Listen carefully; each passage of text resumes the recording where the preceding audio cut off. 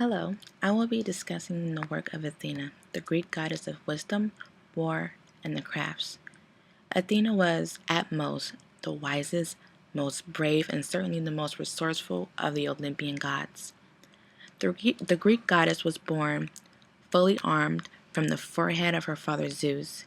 He was told that his son would take his throne from him, just as he had taken power from his father Cronus. And according to one story, this is because he swallowed her mother, Metis, while she was pregnant with Athena. Goddess Athena's gift to the Greeks was the useful olive tree, which is a symbol of peace and plenty. Objects associated with the goddess include an owl, which is a symbol of wisdom, and the olive tree. If you will take a look at this first piece, she is depicted in this art with armor, a helmet, a shield, and powerfully holding a spear. Her armor is said to be made from the skin of a giant and is laced with tassels of gold. The most famous representation of Athena in the ancient world was expectedly the most extraordinary gold and ivory statue of the goddess by Phidias. This amazing statue was to reside in the Parthenon of Athens and was over 12 meters high. The statue has been lost, but continues to still live on in the modern world in the form of smaller Roman copies. If you will follow my descriptions, you will notice that this copy shows Athena standing proudly, fully armed, holding Nike in her right hand and a shield in her left. Her shield depicts scenes from the battles of the Amazons and the giants. If you pay close attention to the images on her golden helmet, you see a sphinx and two griffins. Celebrated surviving depictions of Athena included friezes from the Parthenon and metopes from the Temple of Zeus at Olympia. The 5th century BCE temple of the Parthenon, that still continues to take charge of the Acropolis of the city, was built in her honor. The Greeks preferred her gift and named the city after her and built the Parthenon on the Acropolis, where Athena is believed to have produced the first olive tree.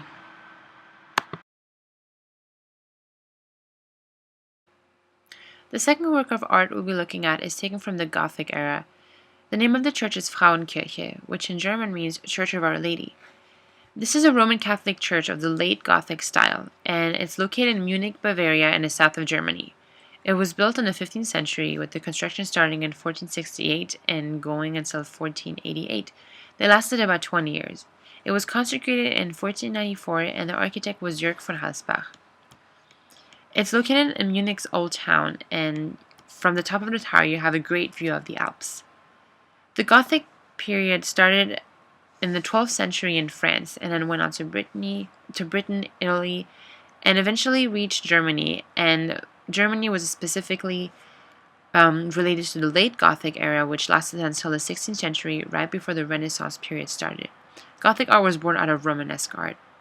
Let's begin with a description of the material. As you can see, red bricks were used for the construction. The two towers you see are about 109 meters tall, which is about 350 feet.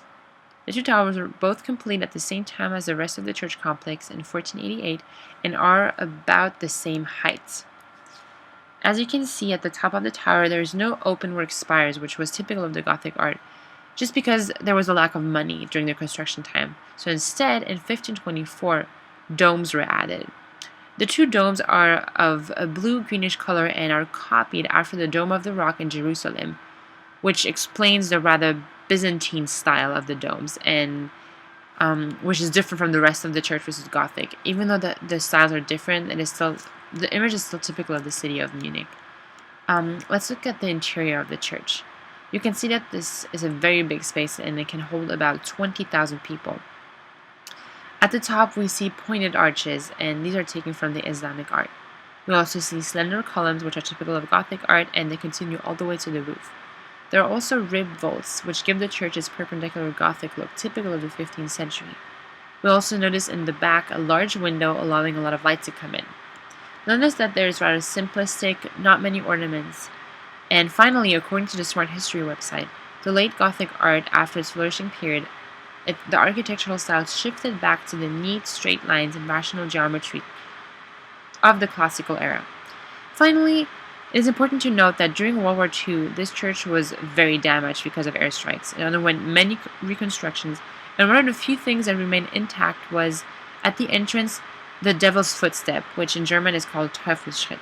According to the World Heritage Encyclopedia, the legend says that the devil stood there, and he curiously regarded and ridiculed the windowless church that Hatzbach had built.